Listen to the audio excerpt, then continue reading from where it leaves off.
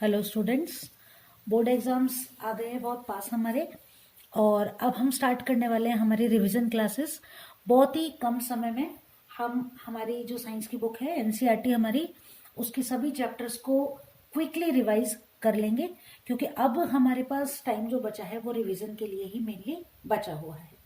तो आज की क्लास में कोशिश ये करेंगे कि बहुत जल्दी समझते हुए पहला जो हमारा चैप्टर है केमिकल रिएक्शंस एंड इक्वेशंस को हम कंप्लीट कर लेंगे। एक बार फटाफट से कोई भी टॉपिक इसका छूट ना जाए, ये पूरी हमारी कोशिश रहेगी। तो जुड़े रहिए मेरे साथ, चाहे आप हिंदी मीडियम से हैं चाहे इंग्लिश मीडियम से, इजीली आपको समझ में आने वाला है। कोई टॉपिक रह जाएगा तो उसको भी हम कंप्लीट कर लेते हैं, कवर अप कर लेते हैं। अब देखो, साथ के साथ अपनी जो बुक है उसको अपने पास रखो। इंपॉर्टेंट क्वेश्चन भी हम साथ के साथ टिक करते जाएंगे, जो कि एग्जाम के पॉइंट ऑफ व्यू से जरूरी है। So without wasting any time, let's start chapter number 1, that is chemical reaction and equations. काफी इंपॉर्टेंट चैप्टर। और इस चैप्टर की जब हम बात करते हैं तो सबसे पहले बात कर लेते हैं इस चैप्टर के वेटेज की और किस तरीके से क्वेश्चन इस चैप्टर में से हमारे पास एग्जाम में आने वाले हैं। ठीक है, तो मेरे साथ के साथ नोट करते जाओ कि ये जो हमारा चैप्टर नंबर 1 है, इसका टोटल मार्क्स जो है, हम बात कर रहे हैं हमारे आरबीएससी बोर्ड एग्जाम्स की, है ना। चलो, तो यहाँ पर ये जो हमारा चैप्टर है ये टोटल 6 मार्क्स का चैप्टर है और इसमें से क्वेश्चन आने वाले हैं 5। क्लियर है? 5 क्वेश्चन आएंगे और 6 मार्क्स का वेटेज हमारे इस चैप्टर का है, यानी कि 80 मार्क्स में से 6 मार्क्स के क्वेश्चन इस चैप्टर में से आपसे पूछे जाने वाले हैं साइंस के पेपर में। अब क्वेश्चन कैसे आएंगे, तो 2 आने वाले हैं एमसीक्यू, 1-1 मार्क्स के। ठीक है, एक फिलअप आने वाला है, ये भी 1 मार्क्स का। एक क्वेश्चन आएगा आपका वेरी शॉर्ट, ये भी 1 मार्क्स का। और एक शॉर्ट क्वेश्चन आएगा, ये 2 मार्क्स का। ठीक है, तो ये 1 into 2 2 हो गए, 2 3 4 5 and 6। ठीक है, 6 and 5 क्वेश्चंस। क्लियर है? तो एमसीक्यू आपके बहुविकल्पात्मक प्रश्न हो गए, फिल इन द ब्लैंक्स रिक्त स्थान हो गए, वेरी शॉर्ट अति लघुत्तरात्मक और शॉर्ट लघुत्तरात्मक प्रश्न आने वाला है। अब ये जब हमें ब्लूप्रिंट पता चल जाता है एग्जाम के पॉइंट ऑफ व्यू से, तो अब हमारे लिए ये इजी हो गया कि हमें ये पता है कि इस चैप्टर में से हमको डिस्क्रिप्टिव क्वेश्चन तैयार नहीं करने हैं। तो चलो अब टाइम वेस्ट नहीं करते हैं, क्योंकि समय बहुत कम है और तैयारी पर हमें जोर देना है। आगे बढ़ते हैं, ये चैप्टर, यहां से हम इस चैप्टर को स्टार्ट करते हैं। देखो कि केमिकल इक्वेशन से हम बात करते हैं, तो केमिकल इक्वेशन पहली बात तो हमें लिखनी आनी चाहिए। ठीक है, यहां से जो हमारा शॉर्ट क्वेश्चन बनता है वो ये बन सकता है कि इस तरीके से आपको लिखा हुआ मिल जाए और आपको इस तरीके से बनाना पड़े, ये 1 मार्क्स का आ सकता है। फिलअप के रूप में भी आ सकता है। तो आपको हमेशा ध्यान ये रखना है कि नंबर ऑफ मॉलिक्यूल्स यानी कि रिएक्टेंट और प्रोडक्ट्स में इक्वल होने चाहिए। इस एरो के निशान के इस तरफ और इस तरफ इक्वल होने चाहिए। अब ये जो एक रिएक्शन लिखी हुई है, देखो इसको मैं आपको बैलेंस करके बताती हूँ ताकि आपको क्लियर हो जाए कि एग्जाम के पॉइंट ऑफ व्यू से आपको तैयारी किस तरीके से करनी है। चलो, तो देखो आपके पास यहाँ लिखा हुआ है Fe+H2O और प्रोडक्ट में बन रहा है Fe3O4+H2। ठीक है, ज्यादा कंफ्यूज होने की जरूरत नहीं है, एकदम इजीली हम इन रिएक्शंस को बना सकते हैं। अब यहाँ आपको सबसे पहले देखो, यहाँ इस पर ध्यान देना है। फेरस यहाँ पर Fe आयरन के लिए आ रहा है, यहाँ कितने मॉलिक्यूल्स है फेरस के? 3। तो सबसे पहले तो इनको आपको 3 कर लेना है। क्लियर है? इसके बाद देखो ऑक्सीजन यहाँ कितने हैं? 4। और यहाँ ऑक्सीजन कितना है? ओनली 1 ही है। यहाँ आप 4 लिख दोगे, क्योंकि O4 तो हम लिख नहीं सकते, है ना। अब क्या हुआ, देखो Fe3 हो गए, O4 हो गए, लेकिन अब हाइड्रोजन इम्बेलेंस हो गई, क्योंकि यहाँ हाइड्रोजन कितने हैं भाई? यहाँ आपने जब 4 लिखा है ना, इसका मतलब ये है हाइड्रोजन जितने भी हैं वो भी 4 गुना हो गए और ऑक्सीजन भी कितने हो गए? 4 गुना हो गए। अब 4 2 सा कितने हो गए? 8। यानी कि हाइड्रोजन कितने होने चाहिए दोनों तरफ? 8। यहाँ तो 8 हो गए, इनको 8 करने के लिए अब यहाँ 2 है, तो 2 को हम 4 से गुना कर दें तो हाइड्रोजन कितने हो जाएंगे? 8 हो जाएंगे। और ये बन गई हमारी बैलेंस्ड केमिकल इक्वेशन। क्लियर है? इस तरीके से आपको इक्वेशन को बैलेंस करना है। ये तो बात हो गई पहले पेज की, ये वही बता रखा है आपको। ठीक है ना। तो इक्वेशन को बैलेंस करने के बाद आप अब आगे आ जाओ टाइप ऑफ केमिकल रिएक्शंस में। ठीक है, इस तरीके को क्वेश्चन आपसे छोटे क्वेश्चन में पूछे जा सकते हैं। है ना। जैसे hydrogen plus chlorine, hydrogen chloride. तो देखो हाइड्रोजन हमेशा गैसियस फॉर्म में होगा, H2 लिखोगे आप इसको, हाइड्रोजन प्लस क्लोरीन ये भी गैसियस फॉर्म में। अब दोनों कितने हैं, HCl बन गया, ये हो गया 2। इस तरीके से आपको रिएक्शन को बैलेंस करना आना चाहिए। अब देखो सबसे पहली जो रिएक्शन है ये है कौन सी, कॉम्बिनेशन रिएक्शन या योगात्मक अभिक्रिया जिसको हम कहते हैं। योगात्मक या कॉम्बिनेशन, कॉम्बिनेशन जैसा कि हम समझते हैं कॉम्बिनेशन होने यानी जुड़ना मिलना, योगात्मक अभिक्रिया में यही है। यहाँ पर हो क्या रहा है कि कुछ कंपाउंड्स मिलकर और एक जॉइंट कंपाउंड बना रहे हैं। जैसे कैल्शियम ऑक्साइड है यहाँ पर क्विक लाइम, पानी के साथ मिलकर स्लेक लाइम यानी कि कैल्शियम हाइड्रोक्साइड को बनाता है। ठीक है, यानी कि 2 या 2 से ज्यादा। अब इसको आप डिफाइन करोगे तो कैसे करोगे कि 2 और more reactant combine to form a new single product, है ना, कि 2 या 2 से अधिक यौगिक मिलकर एक उत्पाद का निर्माण करते हैं। ये इसकी डेफिनेशन हो गई और इसी को क्या कहा जाता है, कॉम्बिनेशन रिएक्शन कहा जाता है। ये एक एग्जांपल के साथ आप याद कर लेंगे। आगे बात करते हैं। ये क्वेश्चन आपसे अलग से पूछा जा सकता है। कैसे कि क्वेश्चन बन के ये आता है कि जो दीवारों पर जब पुताई की जाती है तो उसका जो कलर है वो सेम डे ज्यादा अच्छा नहीं लगता, 3-4 दिन देखने के बाद ज्यादा अच्छा लगता है। उसके पीछे क्या रीजन होता है, तो देखो व्हाइट वॉश करने के बाद क्या होता है, व्हाइट वॉश हम करते हैं कैल्शियम हाइड्रोक्साइड की। भाई चूने के पत्थर को पानी में मिला लेते हैं, कैल्शियम हाइड्रोक्साइड, इसको पोता जाता है पुताई में। अब ये क्या करता है, वातावरण के अंदर जो कार्बन डाइऑक्साइड गैस है उसके साथ मिलके कैल्शियम कार्बोनेट बनाता है, जिसकी वजह से जब पुताई हम करते हैं तो सेम डे ज्यादा ग्लो नहीं आता पुताई का, 2-3 दिन बाद आता है। किसके बनने की वजह से, कैल्शियम कार्बोनेट। ये फिलअप में आपसे पूछा जा सकता है कि क्या बनने के कारण 2-3 दिन बाद व्हाइट वॉश जो है वो ज्यादा अच्छा लगता है। तो आपको ये याद रहना चाहिए, कैल्शियम कार्बोनेट। ये आपका एक क्वेश्चन यहां से बन गया, टिक करते जाना साथ के साथ। ये C+O2 CO2 H2 + O2 2H2O ये आप बना सकते हो, है ना। अब हम बात करते हैं एक नई रिएक्शन की, that is exothermic reaction. Exothermic reaction को हम कहते हैं ऊष्माक्षेपी अभिक्रिया। ठीक है, ऊष्माक्षेपी अभिक्रिया। ठीक है बच्चों। अब देखो ऊष्मा यानी कि एनर्जी, है ना, हीट की फॉर्म में निकलेगी। शेपी, शेपी यानी बाहर निकलना। तो यहाँ क्या हो रहा है, ये वो रिएक्शन है जिसमें रिएक्शन के कंप्लीट होने पर क्या होता है, एनर्जी लिबरेट होती है, यानी कि एनर्जी बाहर निकलती है। जैसे कि देखो नेचुरल गैस मीथेन को हम जला रहे हैं ऑक्सीजन की प्रेजेंस में, कार्बन डाइऑक्साइड गैस धुआं निकल रहा है, H2O, और हीट तो लिबरेट होगी, किसी भी चीज को जलाएंगे तो हीट क्रिएट होती है ना। अब आपका क्वेश्चन ये बनता है यहां से, ये रहा, ठीक है, कि why is digestion and exothermic process. ये क्वेश्चन की जो पाचन है एक ऊष्माक्षेपी अभिक्रिया है, कैसे। तो देखो कि जो भी हम खाना खा रहे हैं, ठीक, उसका क्या हो रहा है, हमारे पेट के अंदर जाने के बाद एलिमेंट्री कैनाल के अंदर डाइजेशन हो रहा है।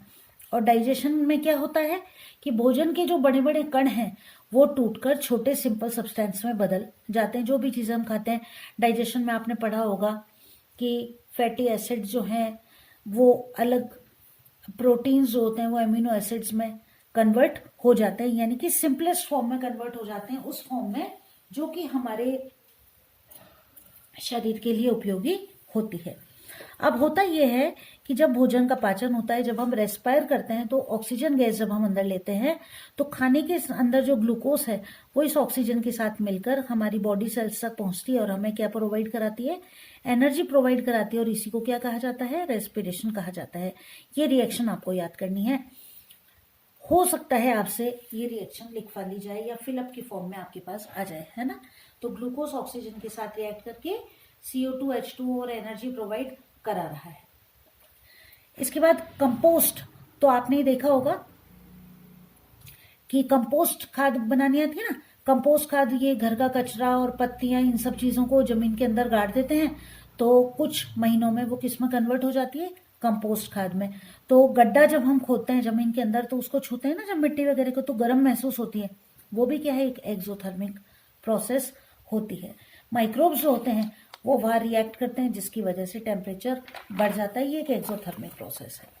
अब आती है डीकम्पोजिशन रिएक्शन। डीकम्पोजिशन एडिशन की उल्टी, कि एक बड़ा कंपाउंड अपने कंस्टिट्यूएंट्स में टूट जाता है, यानी कि एकल उत्पाद जिनसे मिलकर बना है उन अभिकारकों में टूट जाता है। जैसे FeSO4 फेरस सल्फेट है, गर्म करने पर Fe2O3 फेरिक ऑक्साइड में सल्फर डाइऑक्साइड और सल्फर ट्राई ऑक्साइड गैस में बदल जाता है। यहाँ पर आपको इसका याद करना है, ये फॉर्मूला, पहला क्वेश्चन तो आपका ये बन गया। फेरस सल्फेट क्रिस्टल्स है ना। अब आपने याद कर रखा है FeSO4, लेकिन यहाँ आंसर हमारा गलत हो जाएगा क्योंकि यहाँ साथ में क्या लिखा हुआ है, क्रिस्टल। तो ये होता है FeSO4.7H2O। क्लियर।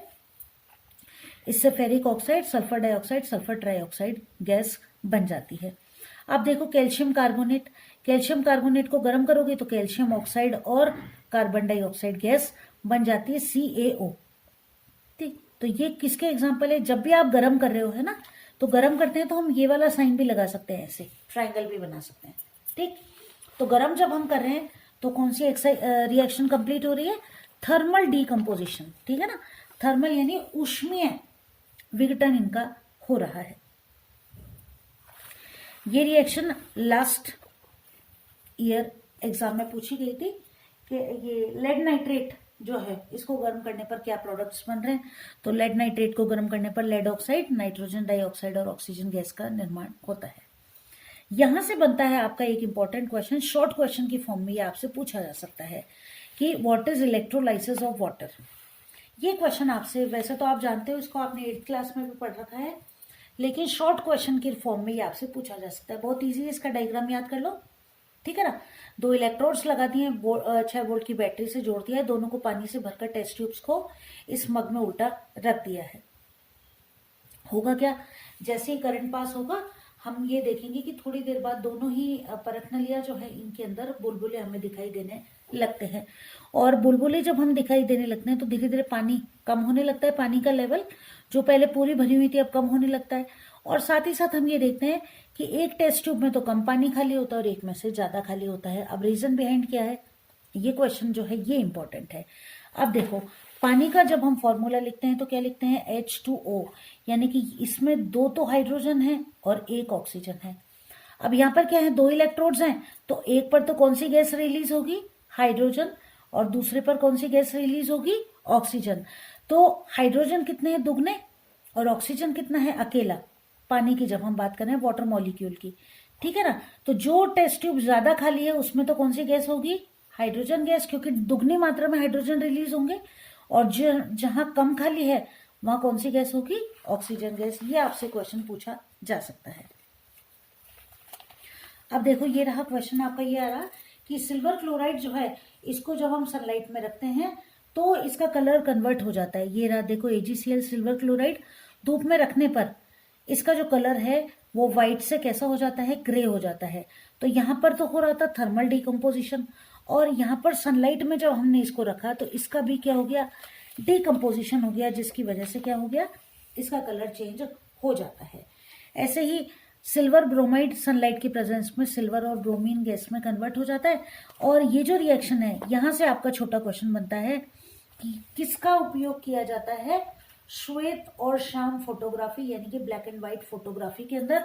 तो आपको ये याद रखना है, AgBr यानी कि सिल्वर ब्रोमाइड का यूज किया जाता है। क्लियर है यहां तक, बन गए क्वेश्चन जिनको टिक कर लिया आपने। अब देखो डिस्प्लेसमेंट रिएक्शन, यहां से आपका ये क्वेश्चन बनता है, बहुत ही इंपॉर्टेंट क्वेश्चन, और मोस्टली ये क्वेश्चन एग्जाम्स में पूछा जाता है कुछ भी नहीं, सिंपल सा है एक्सपेरिमेंट कि फेरस सल्फेट, कॉपर सल्फेट का सॉल्यूशन है सॉरी, और इस कॉपर सल्फेट की सॉल्यूशन में लोहे की कील डालने पर सॉल्यूशन का कलर चेंज हो जाता है। इसका क्या रीजन है, तो रीजन वेरी सिंपल रीजन। पहली बात तो रीजन है डिस्प्लेसमेंट रिएक्शन, डिस्प्लेसमेंट या विस्थापन। देखो इस वर्ड का मीनिंग जब हम समझते हैं, डिस्प्लेसमेंट, डिस्प्लेसमेंट का मतलब है एक की जगह दूसरे कंपाउंड का आ जाना। जैसे कि हम यहाँ पर सॉल्यूशन ले रहे हैं कॉपर सल्फेट का, लोहे की कील डाल रहे हैं, तो क्या होगा, लोहा कॉपर को विस्थापित कर देगा यानी कि डिस्प्लेस कर देगा, और यहां बन जाएगा FeSO4 प्लस Cu। अब पहले सॉल्यूशन था कैसा, कॉपर सल्फेट का इसलिए कैसे कलर का था, ब्लू। और अब सॉल्यूशन कौन सा है, फेरस सल्फेट का, इसलिए इसका लाइट ग्रीन कलर हो जाता है। क्लियर है। तो यहां बस क्वेश्चन आपसे पूछ लिया जाए कि क्या कारण है कॉपर सल्फेट के विलयन में लोहे की कील डालते ही सॉल्यूशन का कलर ग्रीन हो जाता है, तो आप लिखेंगे कि यहाँ पर निम्न अभिक्रिया संपन्न होती है। इस अभिक्रिया को आप लिख देंगे Fe+CuSO4 ये वाली, और आप लिख देंगे कि फेरस सल्फेट के बनने के कारण जो सॉल्यूशन का कलर है वो चेंज हो जाता है, क्योंकि फेरस यानी कि Fe कॉपर से अधिक क्रियाशील है, ये कॉपर को विस्थापित कर देता है, यानी कि displaces copper from the solution and ferrous sulphate is made. और एग्जांपल देखें तो ये रहे, देखो जिंक प्लस कॉपर CuSO4, तो भी वही ZnSO4 और Cu बन रहा है। लेड प्लस CuCl2, तो यहाँ भी लेड क्लोराइड बन रहा है और कॉपर डिस्प्लेस हो जाता है। क्लियर है। आगे देखते हैं double displacement reaction. Double displacement या द्वि विस्थापन अभिक्रिया, यहां पर आपको एक तो ये याद करना है व्हाट इज प्रेसिपिटेशन रिएक्शन।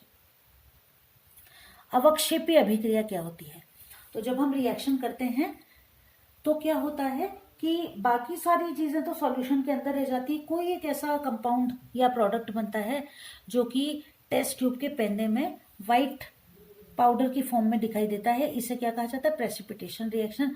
तो आपको प्रेसिपिटेशन रिएक्शन यानी कि अवक्षेपी अभिक्रिया को याद कर लेना है। जैसे ये रहा, देखो सोडियम सल्फेट और बेरियम क्लोराइड से बेरियम सल्फेट और सोडियम क्लोराइड बन जाता है।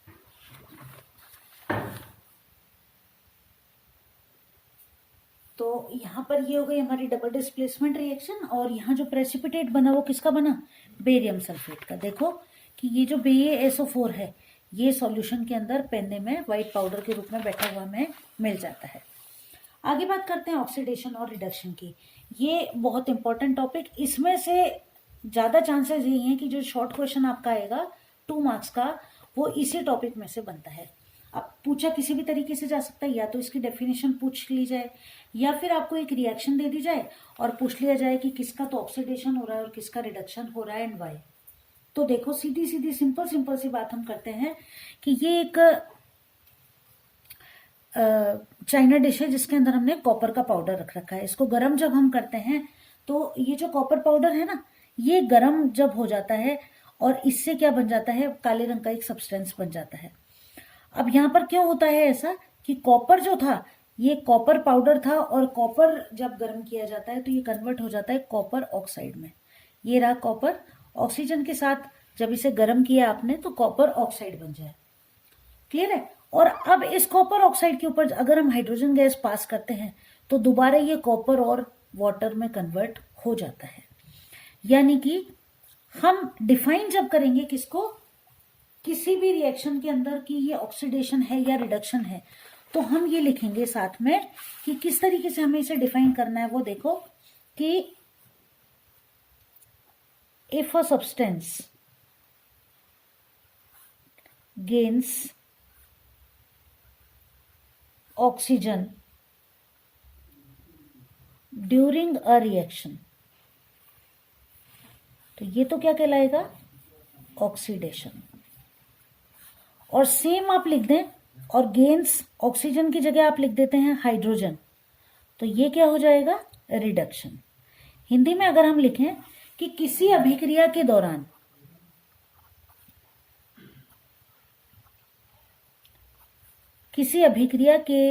दौरान यदि पदार्थ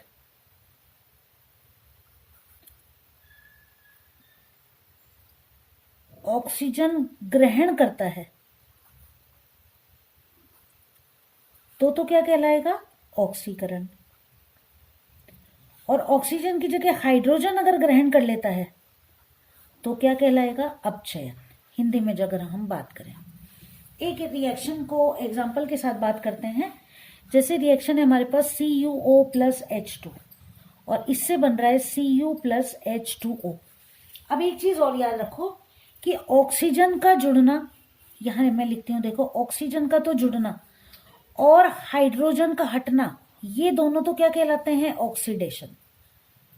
ऑक्सीजन जुड़ रहा है या हाइड्रोजन हट रहा है, मान लो कहीं पर ऑक्सीजन नहीं है, हाइड्रोजन हट रहा है तो भी ऑक्सीडेशन होगा। क्लियर है।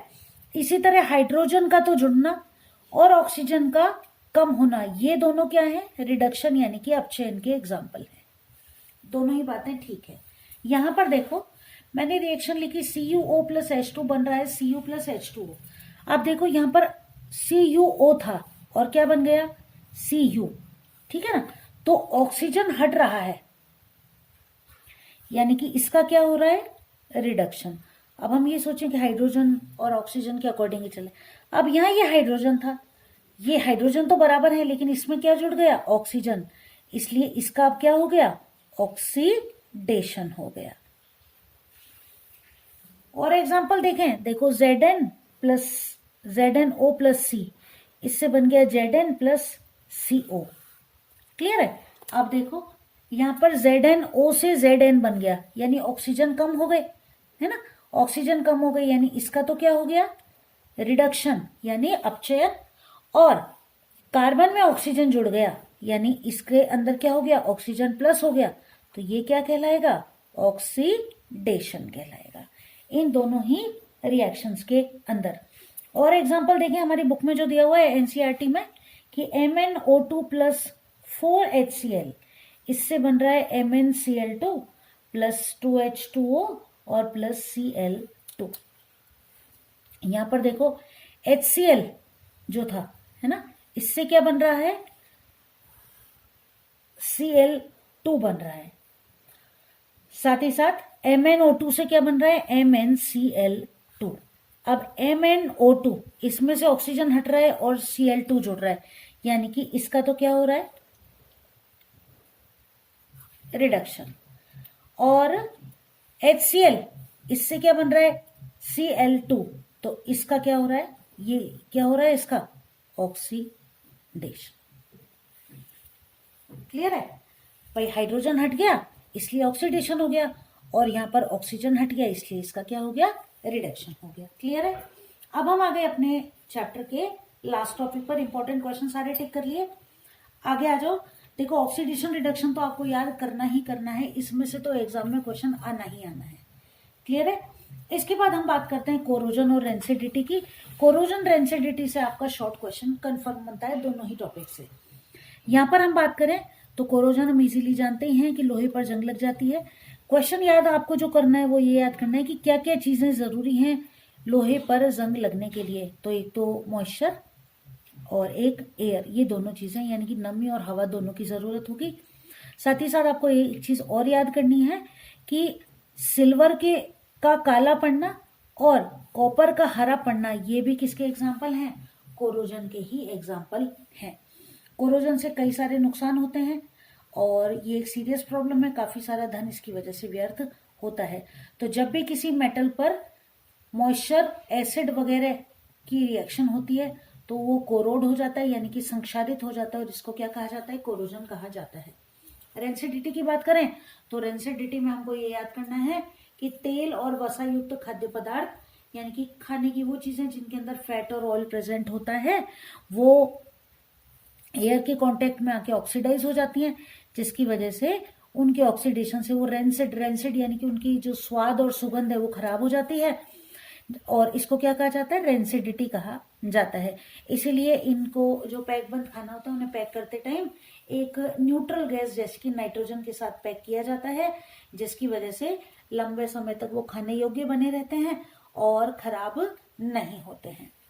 और यही रीजन है कि कौन सी गैस के साथ पैक किया जाता है, नाइट्रोजन गैस के साथ। ये आपसे फिलअप में पूछा जा सकता है, तो नाइट्रोजन गैस के साथ पैक किया जाता है। इंपॉर्टेंट क्वेश्चन नोट कर ही लिया आपने। जो मेन इंपॉर्टेंट क्वेश्चन है डिस्प्लेसमेंट रिएक्शन, पहली इसको अच्छे से याद करना है। शॉर्ट क्वेश्चन के अंदर अगर क्वेश्चन बनते हैं तो मोस्टली इसी में से बनते हैं, या फिर ऑक्सीडेशन रिडक्शन। अब आपसे रिएक्शन पूछ ली जाए, मेनली शॉर्ट क्वेश्चन तो इन दो में से ही बनते हैं, बाकी वेरी शॉर्ट क्वेश्चन हमने सारे तैयार कर ही लिए। विद इन 25 मिनट्स हमने ये चैप्टर रिवाइज कर लिया। कोई भी टॉपिक, कोई भी बिंदु हमारा छूटा नहीं है। और इम्पोर्टेंट क्वेश्चंस आप चैनल पर चेक करते रहिएगा, जल्दी आपको मिल जाएंगे। और अगली क्लास में चैप्टर नंबर 2 के लिए तैयार रहना। ये क्लास कैसी लगी ये बताना, अच्छी लगी तो शेयर कर देना। और चैप्टर फर्स्ट को इतना अच्छी तरह तैयार कर लो कि अब इसका दोबारा रिवीजन और पढ़ने की जरूरत ही ना पड़े।